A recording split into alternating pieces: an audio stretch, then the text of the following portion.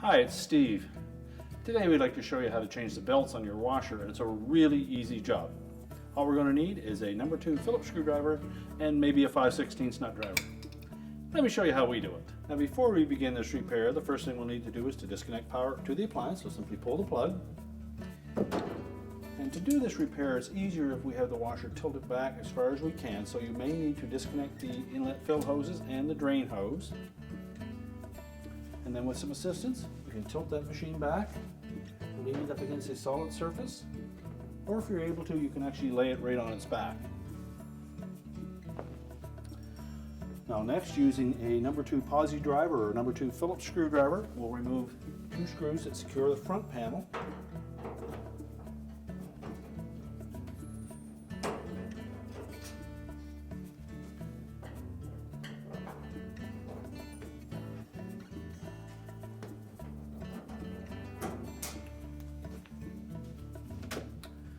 Now with the screws removed, we're just going to lift out on the bottom of the panel, tilt it, and let it slide out from the top. There are 2 spring clips that hook underneath the main top. So we'll set that panel aside.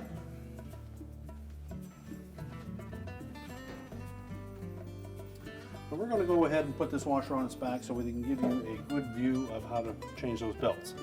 Although it is not necessary to do that, you can actually do it from this angle, but it's easier to see if we lay it on its back for you. Now to remove the old belts, we're simply going to roll them off of the pulleys. We'll start with the small pump belt first. Just set it aside. Then we'll do the same with the larger drive belt. Now if your drive belt was in bad shape like this one, it may be an indication of another problem. So it's a good opportunity to check that out first. On these washers, if you rotate the pulley counterclockwise, that is the agitation direction. If that turns freely, it's a pretty good indication. If it's hard to turn, you may have a transmission problem, or you may have something caught under your agitator. If you rotate it in the clockwise direction, it should meet some resistance and then spin the whole transmission and inner tub easily. And if it doesn't, you may have something caught between the tubs, or there may be a problem with your brake.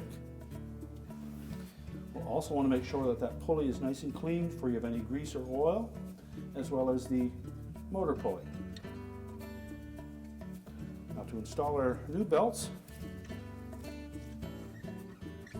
take the larger belt first, set it on the upper portion of the motor pulley, fit it into the drive pulley, and just rotate it on. Now for the pump belt, we'll do basically the same. We'll set it on the motor pulley and then just rotate it around the pump pulley. Now you may be concerned that they're fairly loose. They are meant to be quite loose. And the proper adjustment for them is to pull that motor carriage fully tight into the corner, and you should be able to just about touch this belt within about 1/4 inch before it starts to move the motor pulley. If it's too tight or too loose, the adjustment is by loosening these 3 5/16 screws that secure the pump to the base, and you slide it forward or backwards to adjust either tighter or looser. And this one is adjusted properly. Just about 1/4 inch play before it starts to move the motor. We can then go ahead and stand the washer up and put the front panel back on.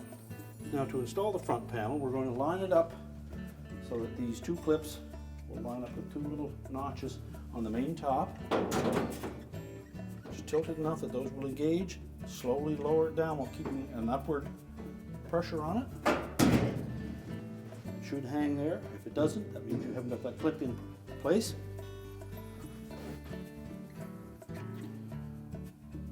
And using a stubby Phillips screwdriver, you can actually put these screws in without tilting the machine back.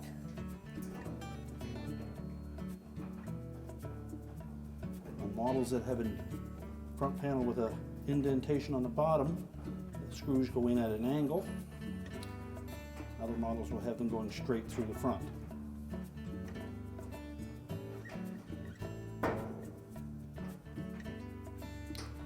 Tighten securely.